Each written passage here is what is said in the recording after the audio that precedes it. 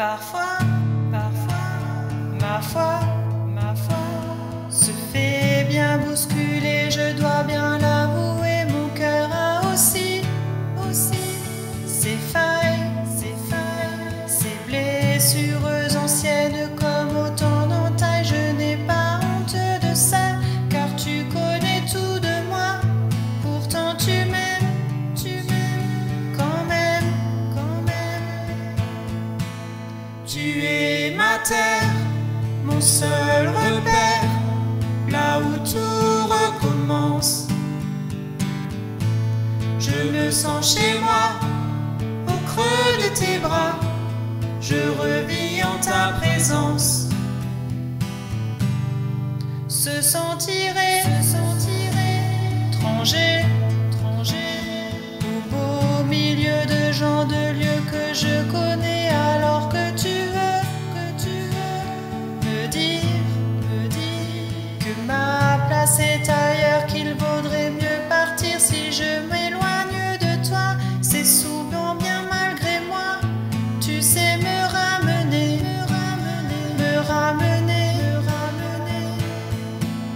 Tu es ma terre, mon seul repère, là où tout recommence. Je me sens chez moi, au creux de tes bras, je revis en ta présence. Tu es ma terre, mon seul repère, là où tout recommence. Je me sens chez moi, au creux de tes bras, je revis en ta présence. Et qu'importe l'endroit, mon âge ou bien mes choix, toi tu ne changes pas dans ton amour pour moi. Et qu'importe l'endroit, mon âge ou bien mes choix, toi tu ne changes pas. Tu es ma terre, mon seul repère, là où tout recommence. Je me sens chez moi, au creux de tes bras, je revis en ta présence. Tu es ma terre, mon seul repère, là où tout recommence. Je me sens chez moi, au creux de tes bras, je revis en ta présence. Rien ne pourra me séparer de ton amour. Rien ne pourra me séparer de ton amour. Rien ne pourra me séparer de ton amour. Rien ne pourra me séparer de ton amour.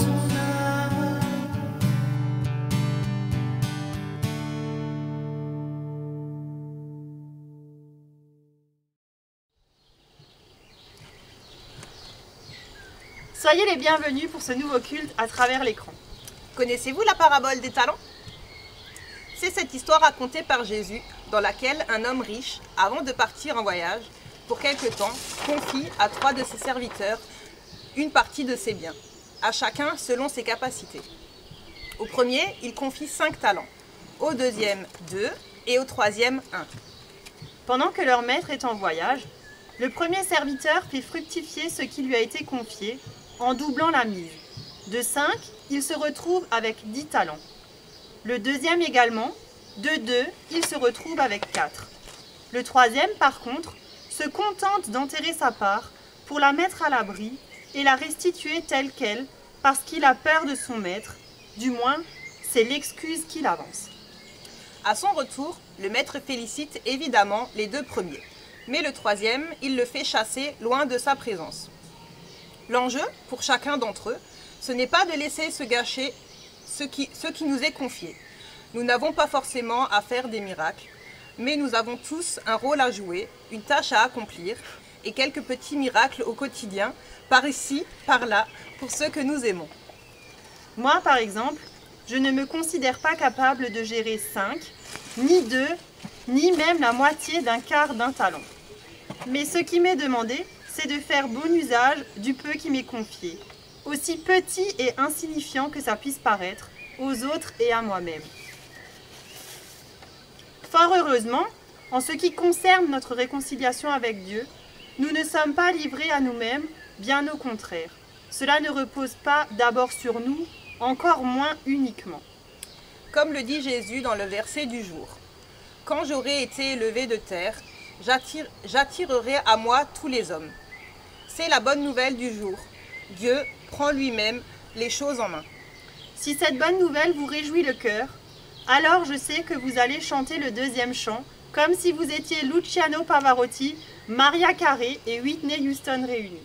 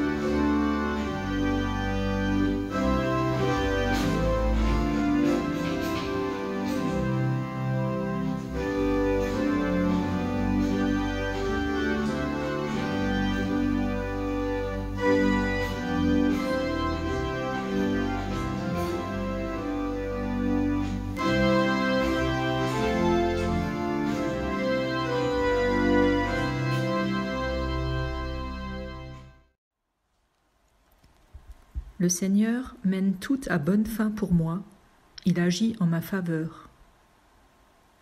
Nous prions avec les mots du psalmiste au psaume 138. Seigneur, je te célèbre de tout mon cœur, face au Dieu je te chante. Le jour où je t'ai invoqué, tu m'as répondu. Tu m'as rassuré, tu m'as redonné des forces. Seigneur, tous les rois de la terre te célébreront quand ils entendront les paroles de ta bouche.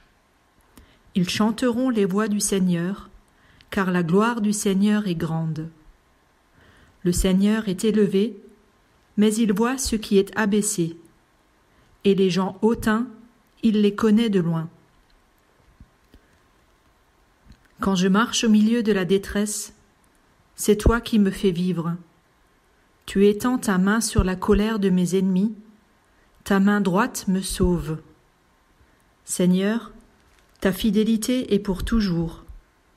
N'abandonne pas les œuvres de tes mains. Le Seigneur mène tout à bonne fin pour moi. Il agit en ma faveur. Le psalmiste n'est pas un doux rêveur qui ignore tout de la réalité. Il n'est pas un gentil naïf qui échappe aux difficultés de la vie, pas plus qu'un sournois brigand qui essayerait de nous les cacher. Généreusement, il nous partage son expérience, parce qu'il sait que nos vies et la sienne sont semblables. Honnêtement, il nous partage les victoires de sa foi. Et avec espérance, il nous dit que nous aussi, nous voyons Dieu agir dans nos vies, lorsque nous nous confions en lui. Oui, Dieu agit dans nos vies pour notre bien. Pour cette bénédiction, chantons-lui notre reconnaissance.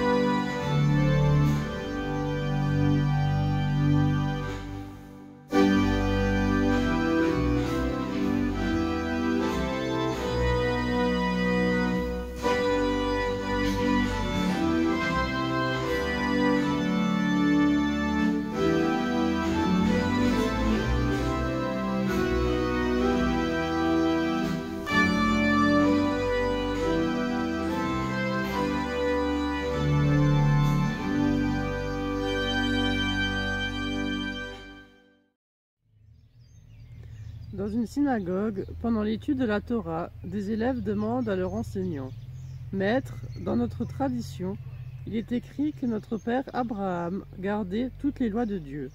Mais comment cela est-il possible, puisque la loi a été donnée à Moïse sur le mont Sinaï plusieurs siècles après Abraham ?» Le maître leur répondit ceci : « La seule chose nécessaire est d'aimer Dieu. Avant d'entreprendre la moindre chose, Abraham se posait toujours la question : cela va-t-il faire grandir l'amour ou cela va-t-il plutôt le réduire ? En répondant à cette question, il accomplissait la loi. » Dans notre tradition chrétienne, un autre maître, Paul de Tarse a dit la même chose. Vous connaissez les commandements. Tu ne commettras pas d'adultère, tu ne commettras pas de meurtre, tu ne commettras pas de vol, tu ne convoiteras pas. Cela et tous les autres se résument dans cette seule parole. Tu aimeras ton prochain comme toi-même.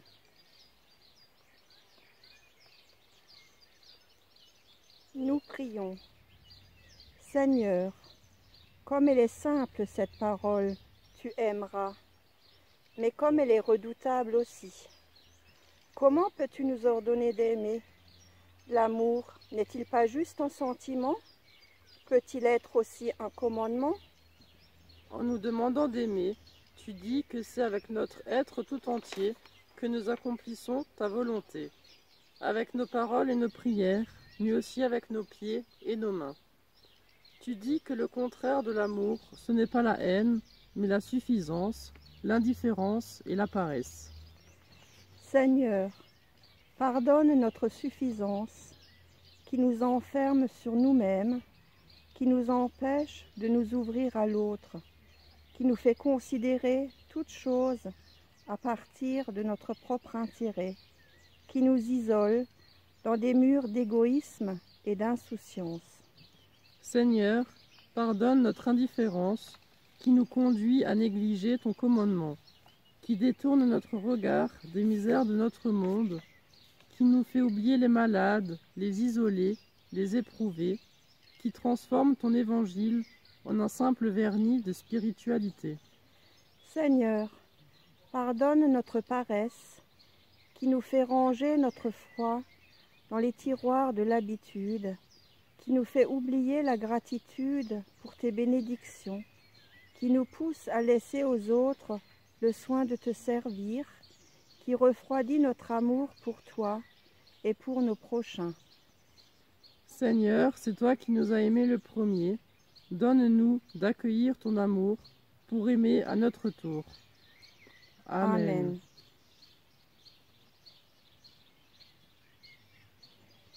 Êtes-vous de ceux qui rénovent les anciens meubles, les vieilles voitures, les vieilles montres et toute autre antiquité?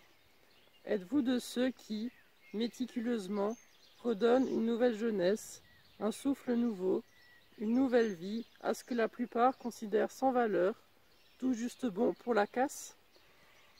Avez-vous déjà assisté à des fouilles archéologiques lorsqu'après avoir découvert l'emplacement d'un fragment de poterie enfoui depuis des milliers d'années, l'archéologue dégage celui-ci avec un pinceau, une petite poussière après l'autre? Doucement, avec d'infinies précautions et énormément de patience, il extirpe de son tombeau ce fragment de poterie, le nettoie, le polit, le bichonne jusqu'à rattraper l'usure du temps. Nos vies sont parfois fragmentées comme des poteries. Nous pouvons nous sentir fatigués, abîmés, défigurés. Nous pouvons nous sentir sans valeur, sans beauté, sans intérêt. Mais Jésus le Christ nous retrouve et, tout en douceur, nous récupère, nous nettoie, nous répare et nous redonne vie. Sa miséricorde restaure ceux qui en toi étaient brisés. Sa grâce renouvelle ceux qui en toi étaient abîmés. Son amour guérit ceux qui en toi étaient morts. Tu es aimé et pardonné.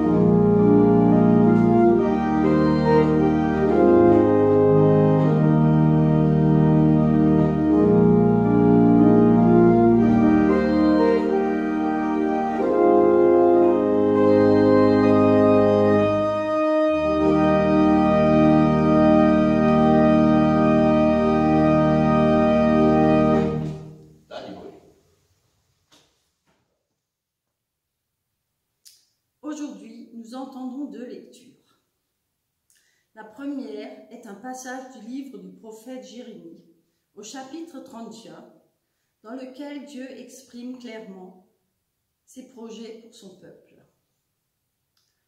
Les jours viennent, déclaration du Seigneur, où je conclurai avec la maison d'Israël et la maison de Juda une alliance nouvelle, non pas comme l'alliance que j'ai conclue avec leur père, le jour où je les ai saisis par la main pour les faire sortir d'Égypte, alliance qu'ils ont rompue, bien que je sois leur maître.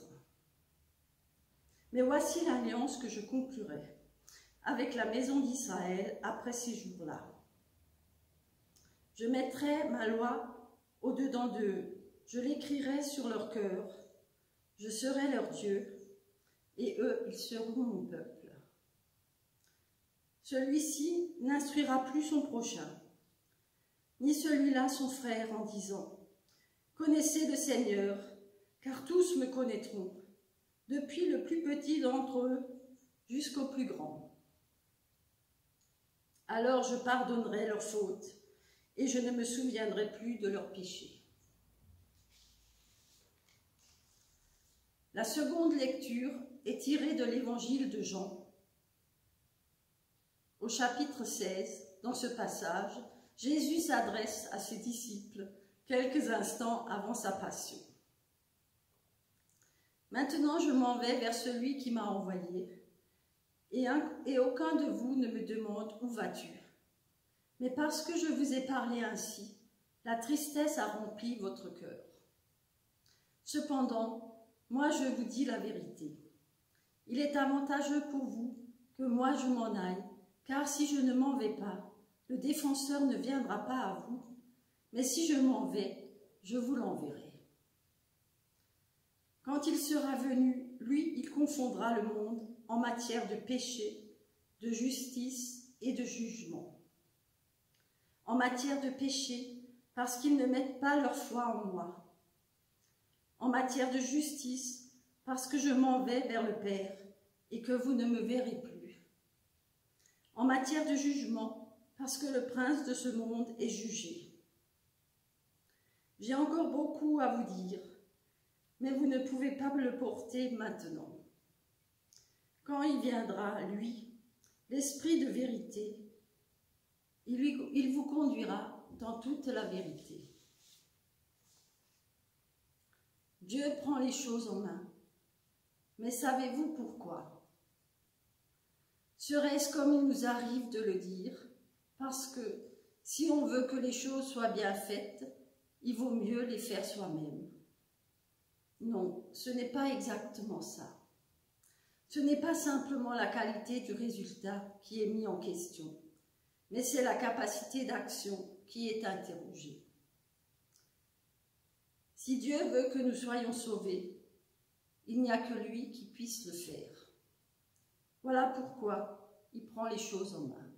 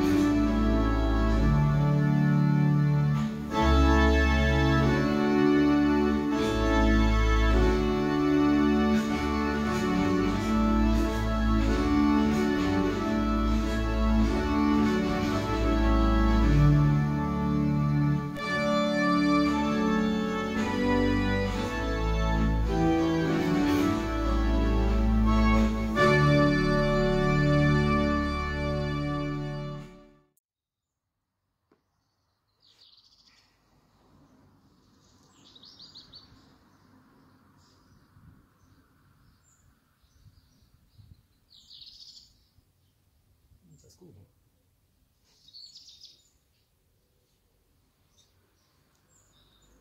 Christophe.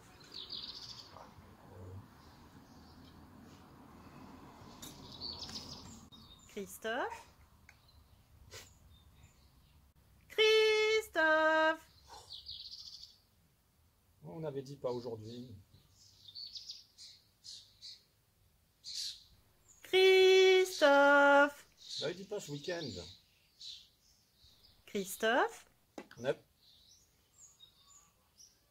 You, cri-cri. Encore un. On n'entend pas, hein. Voilà. On n'entendait plus rien.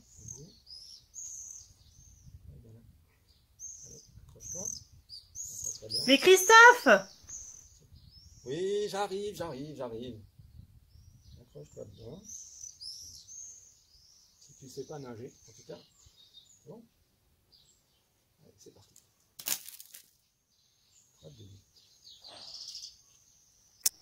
Mais qu'est-ce que tu fais, Christophe? Dépêche-toi, mais c'est à toi. Allez. Je suis là dans 2 secondes. 1, 2. Bonjour, bonsoir. Merci d'être fidèle au rendez-vous de Questions pour un protestant. Aujourd'hui sur le thème de beaucoup de voitures. C'est déconfiné. Quand Dieu prend les choses en main. Alors avant d'entrer dans le vif du sujet, vous voulez sans doute savoir pour quelle récompense, en cas de victoire évidemment, vous jouez aujourd'hui. Il s'agit de ce très beau livre, 605 pages de pur bonheur. Un magnifique recueil avec, pour les plus nostalgiques parmi vous, le petit catéchisme des moustiques, catéchisme de Luther, et puis pour ceux qui veulent approfondir tout ça, également le grand catéchisme toujours de Luther, et puis surtout pour nous autres de la confession d'Augsbourg, la confession de foi d'Augsbourg et son apologie en intégralité et dans sa version latine et allemande, évidemment traduite en très bon français. Voilà. Je vois que ça vous motive, vous avez envie de le gagner, je vous comprends. Alors comme on est quand même entre nous et qu'on s'aime bien et que c'est pas non plus l'école des fans où tout le monde a toujours 10 sur 10, 12 sur 10, si jamais il devait arriver que vous ne gagniez pas, ça m'étonnerait quand même beaucoup, hein, surtout par pitié, me faisait pas honte. Vous auriez quand même une récompense, celle-ci. La Bible pour les nuls, Junior. Alors c'est pas le vrai de vrai, hein. Ce sera en couleur, 312 pages en couleur très exactement, et les plus jeunes parmi nous pourront comprendre tout ce qu'il y a dedans, et ça veut dire que tous les autres aussi. Et petite mise en garde, ce livre ne remplace pas une vraie Bible, on est d'accord, mais ça peut mettre le pied à l'étrier. Est-ce que je me trompe ou le deuxième lot vous motive plus encore que le premier? Je vous l'ai dit, hein, s'il vous plaît, ça passe sur YouTube. Hein. Me faites pas honte. Hein. Allez, c'est parti. Comme c'est question pour un protestant. Question pour un protestant, voilà. C'est parti pour une première énigme et nous cherchons une personne. Alors ici, vous avez, ou là, quelque part sur votre écran, un indice pour vous qui êtes à la maison qui apparaît. Attention, top. Esclave né dans un pays étranger, mon peuple s'était tellement accru que nous étions presque plus nombreux que les gens originaires du pays. Le roi, à qui notre nombre faisait peur, a décidé d'augmenter notre charge de travail pour nous tuer à la tâche. Mais ça n'a pas marché. Alors il a ordonné à nos sages-femmes de faire mourir les garçons de mon peuple à leur naissance. Mais les sages-femmes, elles ne l'ont pas fait parce qu'elles ont plus respecté Dieu que même le roi. Le roi alors a ordonné à tout son peuple de jeter tous les premiers-nés de mon peuple dans le fleuve pour les noyer. C'est alors que je suis né.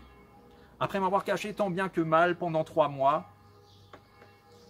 ma mère m'a installé dans une corbeille d'osier enduite de bitume et de pois, ma petite arche de Noé perso, qu'elle a ensuite déposée au milieu des roseaux sur le fleuve, en demandant à ma sœur aînée de veiller sur moi.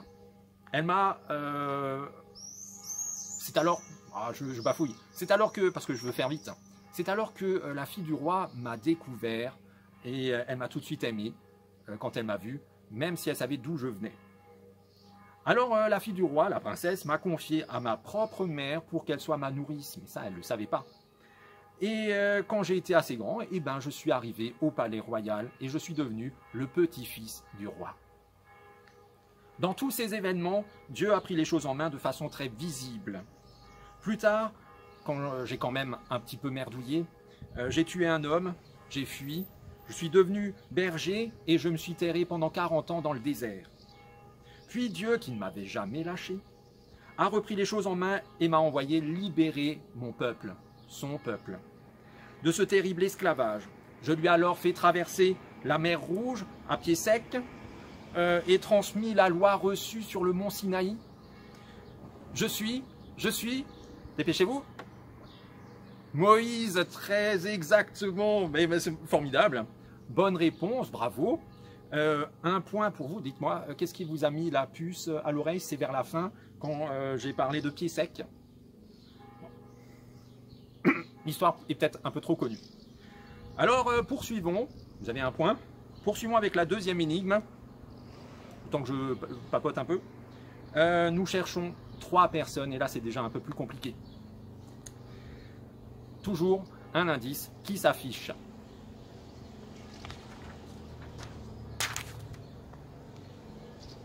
Top, c'est parti. Exilé à Babylone lorsqu'Israël a perdu la guerre en 587-586 avant Jésus-Christ. Nous avons refusé de plier le genou pour adorer la statue d'or du roi Nabuchodonosor, parce que nous n'adorons que le seul vrai Dieu, ce qui évidemment n'a pas plu au roi. Alors le roi nous a fait jeter dans une fournaise ardente chauffée 7 fois plus que d'habitude, tellement brûlante que les soldats qui nous y ont jetés sont morts en s'approchant d'elle.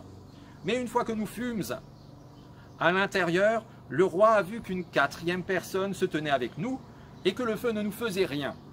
Quand il nous a fait sortir de la fournaise, non seulement nous n'étions pas blessés, mais même nos cheveux n'avaient pas brûlé et nos vêtements ne sentaient même pas la fumée. Quand Dieu a pris les choses en main de cette façon spectaculaire, le roi de Babylone a compris à qui il avait affaire et il a ordonné à tout son peuple de considérer avec respect ce Dieu puissant. Amis de Daniel que Dieu a sauvé des lions dans la fosse, nous sommes absolument Shadrach, Meshach et Abednego. Bien joué, bravo, un 2e point pour vous. C'est vrai que cette histoire-là, on l'avait vue il y a quelques semaines à peine. À Bourdon. 3e énigme. Déjà 2 points pour vous. Je sens que vous voulez quand même les 2 bouquins, en fait. Alors, nous cherchons une personne. L'indice s'affiche au bas de votre écran, quelque part sur votre écran. Top, c'est parti. Collecteur de taxes au service du pouvoir établi en Israël-Palestine au début de notre ère, c'est-à-dire les Romains. Je suis détesté par mon peuple qui me considère comme un traître et comme un voleur parce que je suis très riche. De petite taille, les gens se moquent de moi.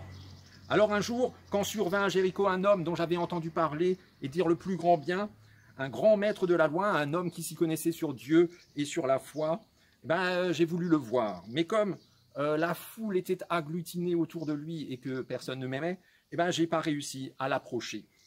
J'ai alors grimpé sur un sycomore qui était planté au bord du chemin, là où je savais qu'il devait passer. Arrivé à ma hauteur, ce Jésus, puisque c'est de lui qu'il s'agit, a levé les yeux vers moi, m'a appelé par mon nom et il m'a dit qu'il voulait venir déjeuner avec moi. Aussitôt, j'ai sauté de l'arbre et je l'ai reçu chez moi aussi bien que possible. Évidemment, qu'il mange chez un paria tel que moi, ça a fait jaser. Mais lui, ça lui était égal ce que les gens disaient, pensaient, etc. L'attention qu'il m'a donnée ce jour-là m'a poussé à lui ouvrir plus que la porte de ma maison, aussi celle de mon cœur. J'ai alors pris devant lui et devant tout le monde l'engagement d'aider les pauvres en leur donnant une partie, la moitié de mes biens, et en remboursant 4 fois autant si jamais j'avais floué quelqu'un. Mais c'est quand il m'a dit « Aujourd'hui le salut est venu dans cette maison, car le Fils de l'homme est venu chercher ceux qui étaient perdus. » Que j'ai réalisé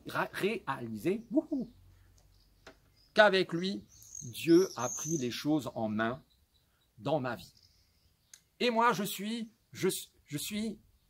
oui, Zaché, vous êtes trop fort, vous êtes balèze. Un troisième point pour vous, déjà incroyable. Et là, c'est quoi qui vous a mis la puce à l'oreille, le petit et le voleur, ou alors l'arbre, les trois? Direct, enchaînons avec la 4e énigme. Nous cherchons, ce coup-ci, pour compliquer un peu la tâche, un groupe de personnes. Je ne vous dis pas combien, on ne sait pas. Alors, un petit indice, encore une fois sur votre écran, et top, c'est parti. Groupe de personnes ordinaires.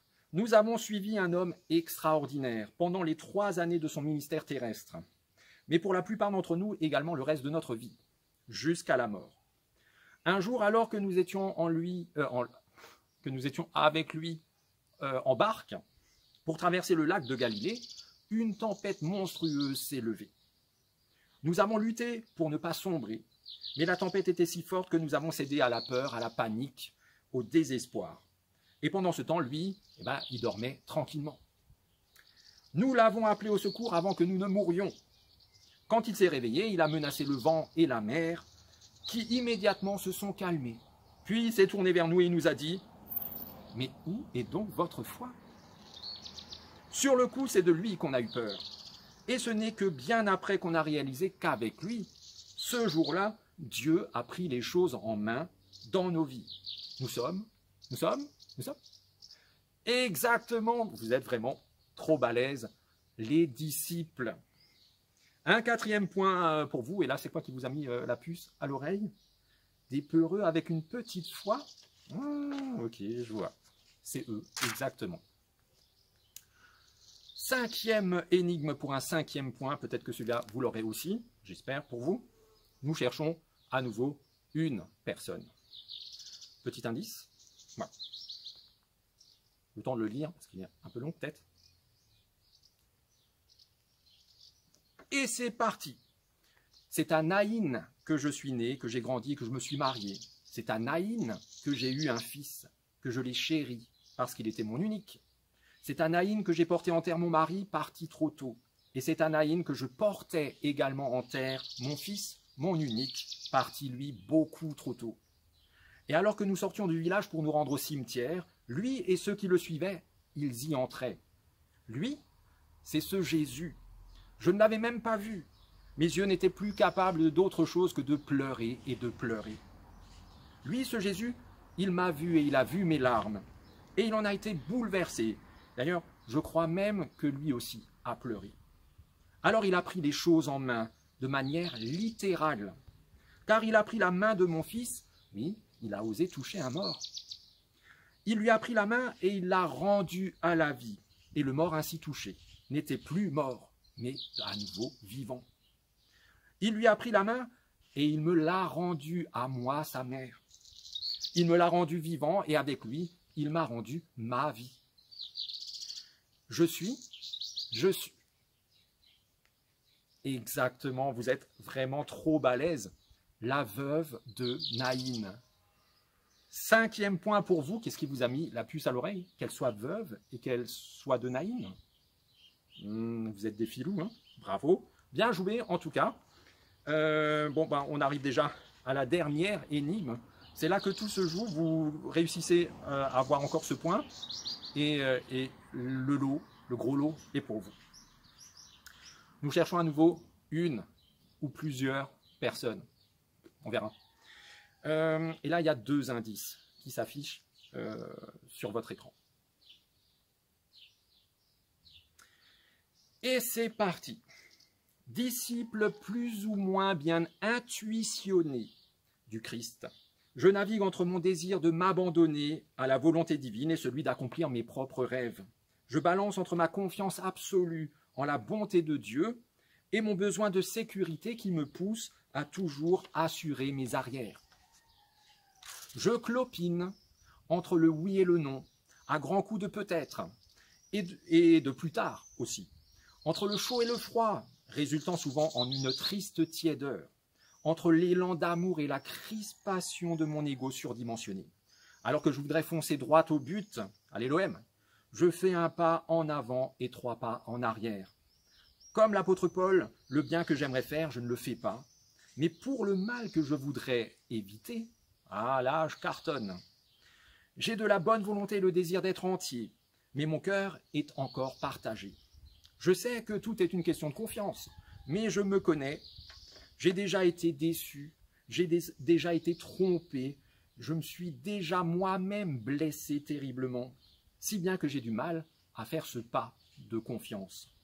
Je sais que tout est une question de confiance, c'est ça que j'ai déjà dit, voilà, et que pour affermir la mienne de confiance, il faut que toi, Dieu, tu prennes les choses en main dans ma vie, comme tu l'as fait pour Moïse, pour Shadrach, Meshach et Abednego, pour Zachée, pour les disciples, pour la veuve de Naïn, pour tant d'autres encore.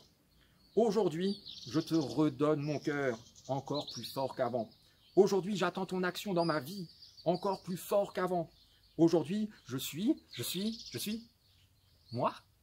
Non, toi, nous, vous, nous, absolument. C'est bien la bonne réponse. Plus besoin du sablier.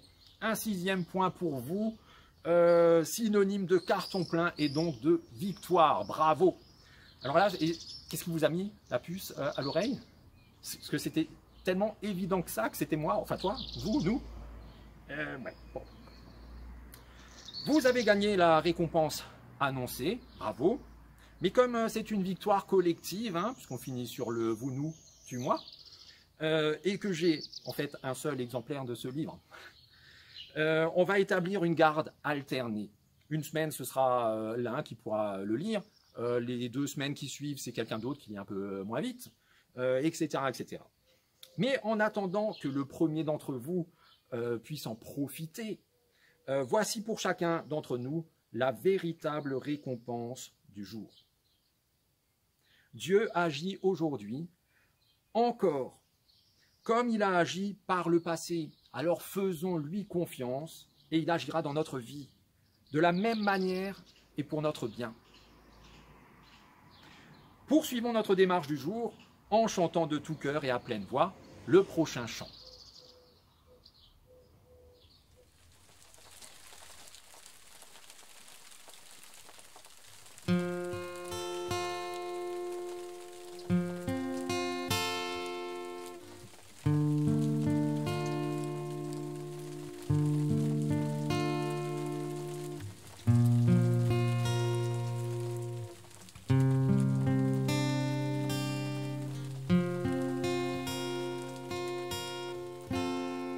Nous te donnons nos cœurs,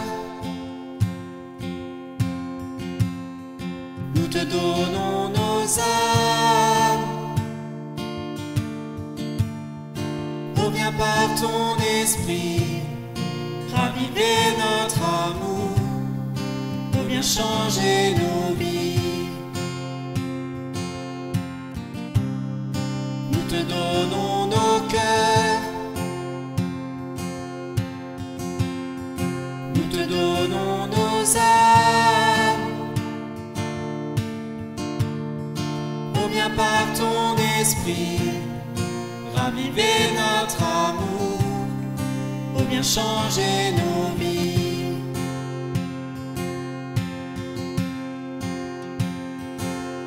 Ô Seigneur, enseigne-nous à te louer et t'adorer en esprit et en vérité. Pour que d'un même cœur, avec un même chant, nos voix s'unissent pour te glorifier. Nous te donnons nos cœurs, nous te donnons nos âmes.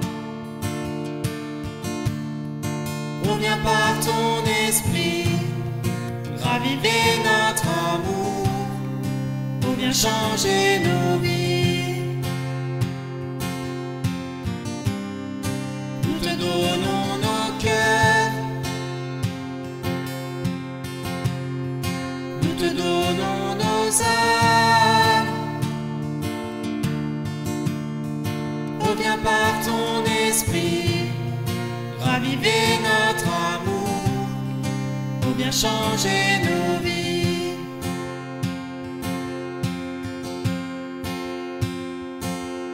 Seigneur, souviens-toi de tes œuvres passées, de tes miracles et de tes hauts faits.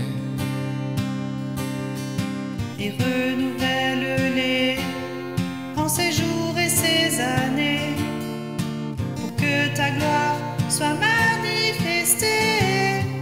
Nous te donnons nos cœurs, nous te donnons nos âmes. Oh, viens par ton esprit raviver notre amour, ou bien changer nos vies. Nous te donnons nos cœurs, nous te donnons nos âmes. Oh, viens par ton esprit raviver notre amour, ou bien changer nos vies.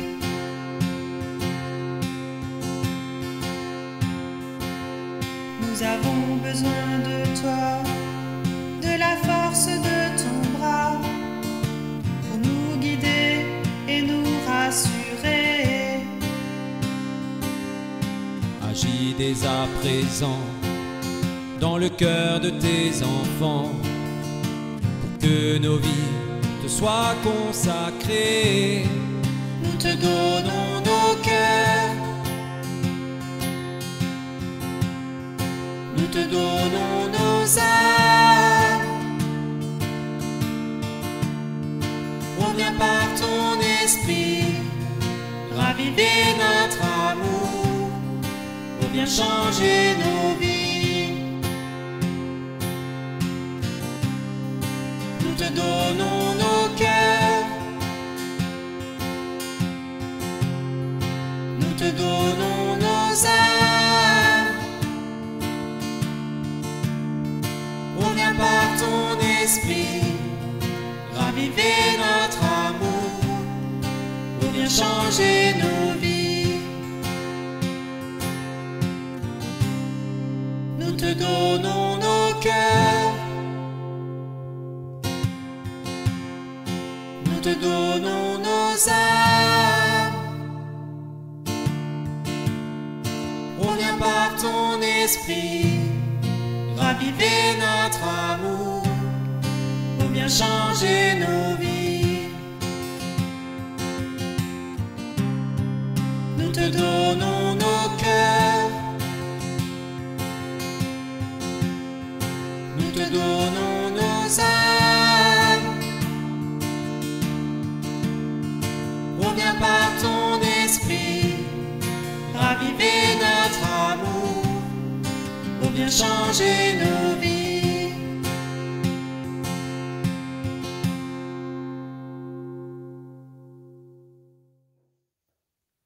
Nous prions les uns avec et pour les autres. À toi, Seigneur, j'abandonne tous mes soucis, ceux que je me fais pour moi-même, mais plus encore ceux que je me fais pour ceux que j'aime. Je ne crois plus que mes tracas arrangeront les choses. Toi seul le peux, alors pourquoi m'inquiéter? À toi, Seigneur, j'abandonne ma crainte devant mes propres défaillances. Si je suis vraiment ton enfant béni, aucun succès ne m'est nécessaire pour te plaire. Car tu combles tous mes manques et tu rattrapes tous mes écarts. À toi, Seigneur, j'abandonne toutes mes questions irrésolues. Cessant de me heurter à des portes fermées, je m'attends à toi, car tu les ouvriras. Seigneur, je m'abandonne à toi. Seigneur, je t'appartiens. Tu me tiens dans ta main bienveillante et mon cœur est reconnaissant, car tu es toujours avec moi et toujours tu m'aides à faire face à mes difficultés. Merci Seigneur pour la confiance que tu offres à ceux qui vivent sous le poids de l'incertitude du lendemain. Merci pour le soulagement que tu apportes à ceux qui sont soumis à la maladie. Merci pour ceux que tu envoies auprès des victimes de la solitude. Merci pour ceux qui savent partager les biens que tu leur donnes. Merci pour la fraternité que tu fais naître entre nous. Merci Seigneur parce que tu agis et tu fais concourir toutes choses à notre bien. Merci Seigneur tout particulièrement pour les personnels de santé et tous ceux qui nous ont portés et continuent à le faire dans cette crise sanitaire. Soutiens-les, protège-les, encourage-les, bénis-les. Seigneur Dieu, toi qui fais de nous tes enfants, nous te confions toutes nos prières, réunies dans les paroles que Jésus, ton Fils notre Sauveur, nous a lui-même apprises. Notre Père qui es aux cieux,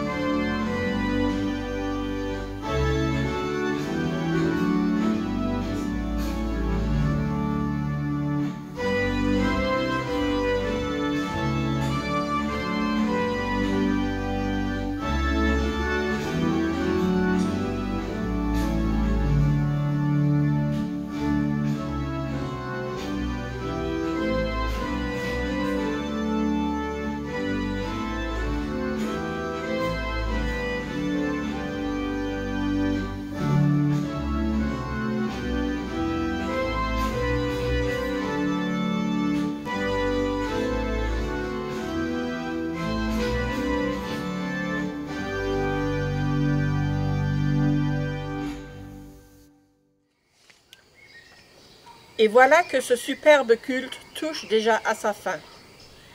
Allons dans cette semaine et dans nos vies avec la certitude que Dieu agit dans nos vies, comme il a agi dans la vie de tant de personnes avec nous. Et prions avec confiance qu'il agisse dans la vie de ceux que nous aimons. Aussi, allons avec cet encouragement de Jésus qui dit « Regardez les oiseaux du ciel, ils ne sèment ni ne moissonnent, et votre Père céleste les nourrit. Observez les lys des champs, ils ne travaillent ni ne filent, et pourtant, même Salomon dans toute sa gloire, n'a pas été vêtu comme l'un d'eux. Ne vous inquiétez pas, car votre Père céleste sait ce dont vous avez besoin. Cherchez d'abord le royaume de Dieu et sa justice, et tout cela vous sera donné en plus. Prenez bien soin de vous avec un courage renouvelé et une confiance indestructible. Et soyez bénis, vous êtes bénis. Amen.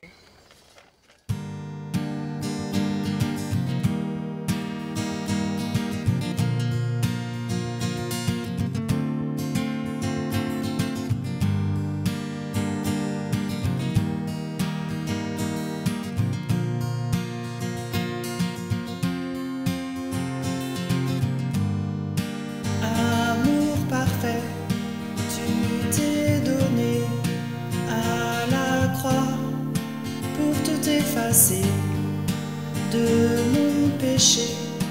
Tu t'es chargé sur le bois. C'est par ta grâce seule, que je suis pardonné. C'est par ta grâce seule, que tu m'as racheté.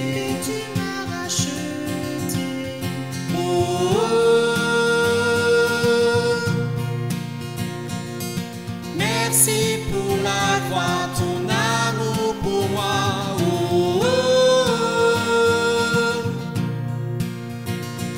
Ta grâce ne faillit pas.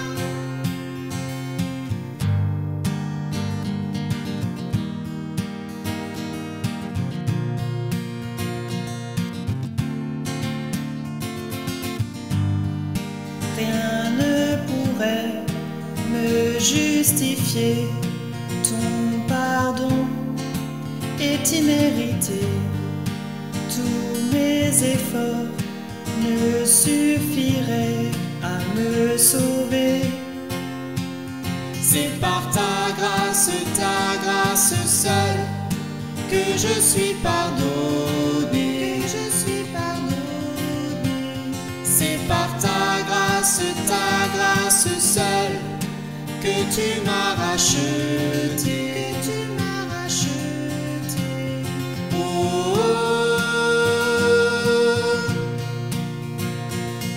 Merci pour la croix, ton amour pour moi.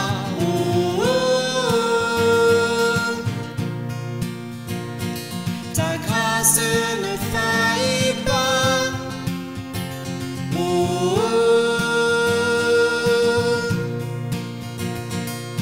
Merci pour la croix, ton amour pour moi.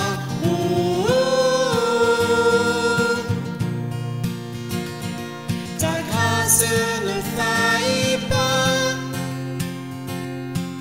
Ta grâce justifie, ta grâce m'affranchit, ta grâce purifie, ta grâce m'offre la vie, ta grâce m'a sauvé, ta grâce a pardonné, ta grâce m'a comblé, ta grâce m'a libéré, ta grâce justifie, ta grâce m'affranchit, ta grâce purifie, ta grâce m'offre la vie, ta grâce m'a sauvé, ta grâce a pardonné, ta grâce m'a comblé, ta grâce m'a libéré.